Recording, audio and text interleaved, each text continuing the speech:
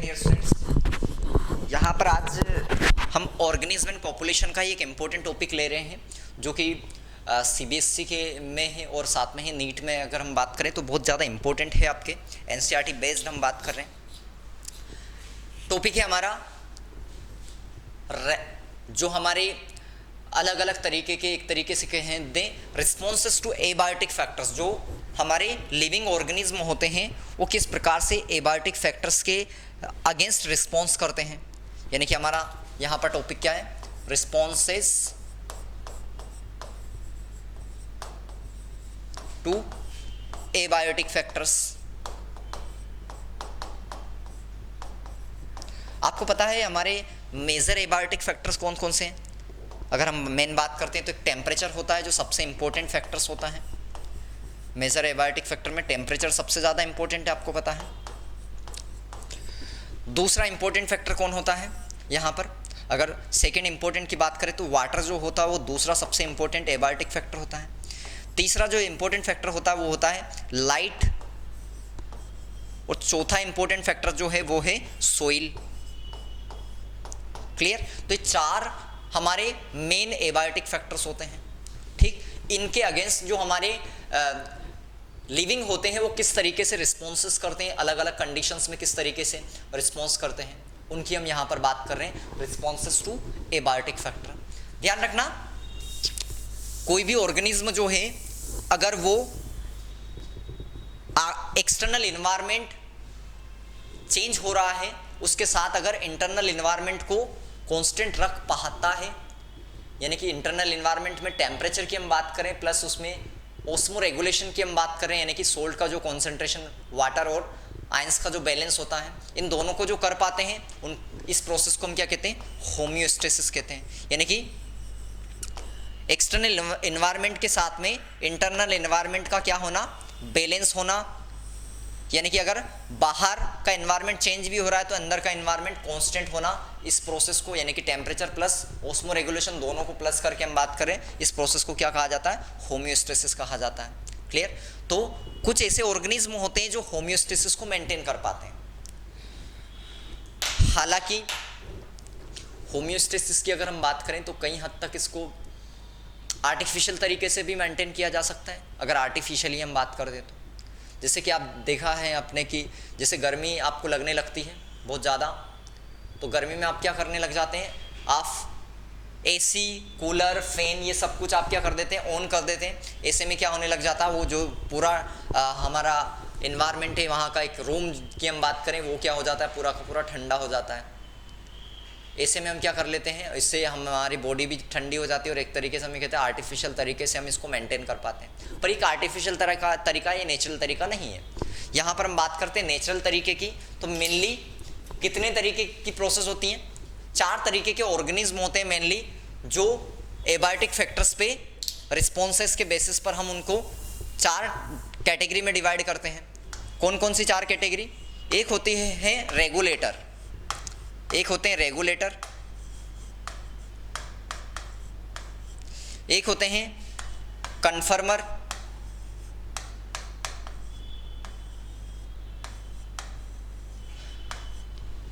एक होते हैं रेगुलेटर, एक कन्फर्म होता है। अगर ऐसे हम देखें मेनली अगर टाइप्स में तो चार भी ना करके हम तीन ही मेजर टाइप्स लेते हैं। एक होते हैं हमारे पार्शियल रेगुलेटर,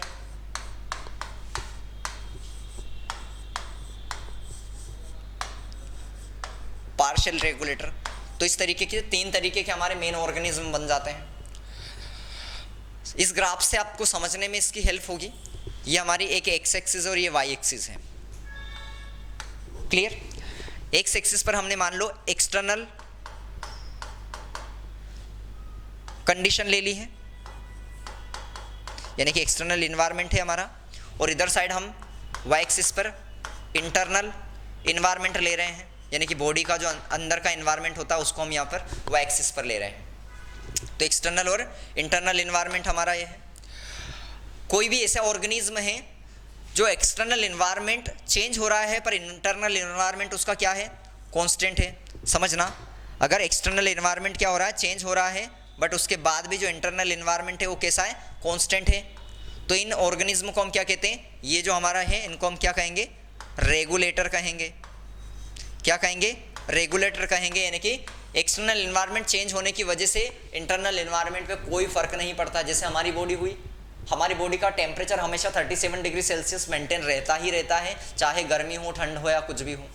क्लियर? तो इस तरीके के ऑर्गेनिज्म को क्या कहते हैं? रेगुलेटर कहते हैं। ऐसे ऑर्गेनिज्म जिनका अगर बाहर का टेम्परेचर या बाहर की कंडीशन चेंज हो, सोल्ट का कॉन्सेंट्रेशन चेंज हो, तो उसके साथ साथ इंटरनल इन्वायरमेंट का भी चेंज हो रहा हो, तो यानी कि हम ये कहेंगे कि एक्सटर्नल इन्वायरमेंट जो होता है वो इंटरनल इन्वायरमेंट के चेंज होने पर हम ये कहेंगे इंटरनल इन्वायरमेंट साथ में एक्सटर्नल इन्वायरमेंट के साथ साथ चेंज होता है।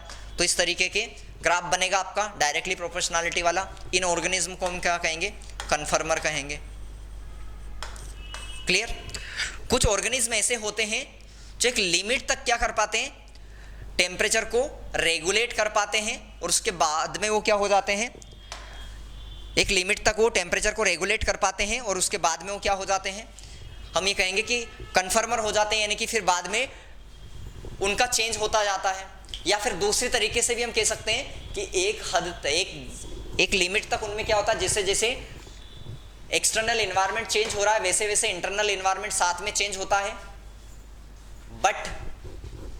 बट एक लिमिट के बाद में वो इन्वायरमेंट जो होता है एक्सटर्नल और इंटरनल इन्वायरमेंट के साथ क्या हो जाता है? कांस्टेंट हो जाता है। इस प्रकार के ऑर्गेनिज्म जो होते हैं उनको क्या हम कहते हैं? पार्शियल रेगुलेटर कहते हैं। इनको क्या कहा जाता है? पार्शियल रेगुलेटर कहा जाता है, ध्यान रखना है। तो ऐसे ऑर्गेनिज्म जो एक्सटर्नल इन्वायरमेंट को कुछ हद तक उसके साथ में चेंज होते रहते हैं और फिर बाद में वो रेगुलेट हो जाते हैं, उनको हम क्या कहते हैं? पार्शियल रेगुलेटर कहते हैं। बहुत इंपॉर्टेंट है। क्लियर? रेगुलेटर के एग्जांपल्स अगर हम बात करते हैं, कौन कौन ऑर्गेनिज्म है जो रेगुलेटर्स के अंदर आते हैं, जैसे सारे के सारे मैमल्स हुए जिनमें भी मैमरी ग्लैंड्स होते हैं, सभी मैमल्स हुए। बर्ड्स जो होते हैं ये सभी के सभी किस में आते हैं? रेगुलेटर के अंदर आते हैं, ध्यान रखना है। ओके। वही अगर हम कन्फर्मर की बात करते हैं, कन्फर्मर में कौन आते हैं? कन्फर्मर की अगर हम बात करते हैं तो लगभग हमारे 99% प्लांट्स इसके अंदर आते हैं। कन्फर्मर में कौन आता है? लगभग 99% प्लांट्स आपके आते हैं और लगभग 1% एनिमल्स जो होते हैं।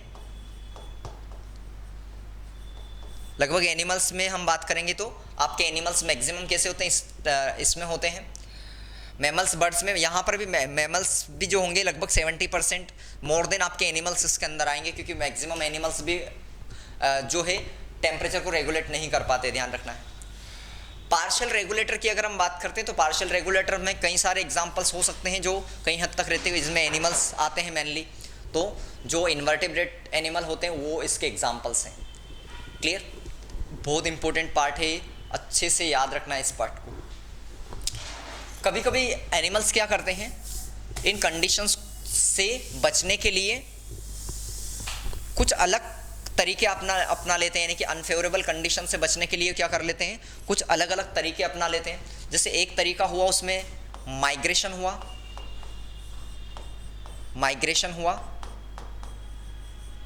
और एक हुआ हमारा सस्पेंड जिसे हम कहते हैं।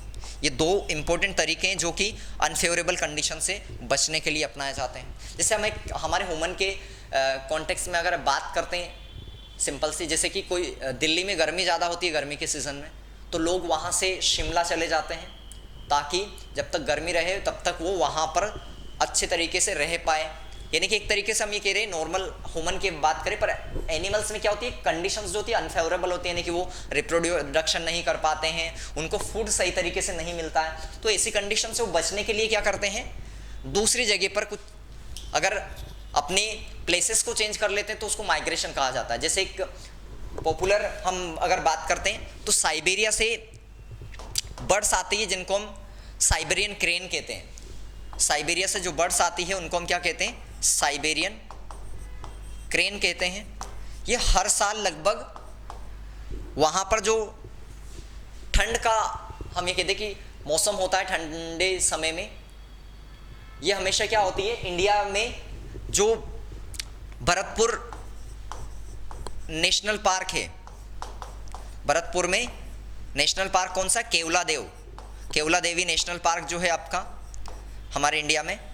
उस केवला देवी नेशनल पार्क में हर साल साइबेरियन क्रेन आती है, क्योंकि वहाँ पर बहुत ज़्यादा ठंडा इन्वायरमेंट होता है और ठंडे इन्वायरमेंट से बचने के लिए वो हर साल उस समय यहाँ पर आके रहती है, जब तक वहाँ पर इन्वायरमेंट अनफेवरेबल रहता है तब तक, और जब फेवरेबल इन्वायरमेंट आता है तब वापस यहाँ से वहीं पर चली जाती है। तो ये हमारा जो एग्जाम्पल है किसका है?